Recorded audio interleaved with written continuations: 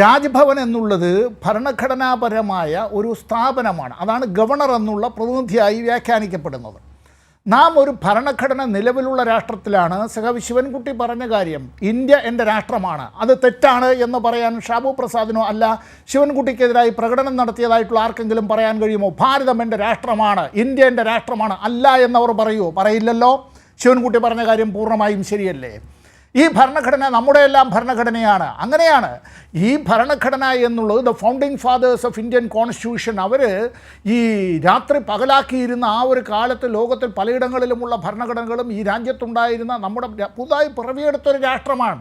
ഇത് അഖണ്ഡ ഭാരത സങ്കല്പമല്ല, നമുക്ക് പറയാനായി വളരെ എളുപ്പമാണ്. ഈ നാട്ടിൽ നടത്തിയതായിട്ടുള്ള വെട്ടും കുത്തും കൊലപാതകവും അത്തരത്തിലുള്ള തമ്മിൽ തല്ലുകളെന്ന് ഒരു പക്ഷേ അങ്ങനെ വ്യാഖ്യാനിക്കാവുന്നതായിട്ടുള്ള യുദ്ധങ്ങൾ, മഹായുദ്ധങ്ങൾ പലതും നടത്തിയ നാടുവാഴികൾ രാജാക്കന്മാരും ആർക്ക് വേണ്ടിയായിരുന്നു നടത്തിയതെല്ലാം?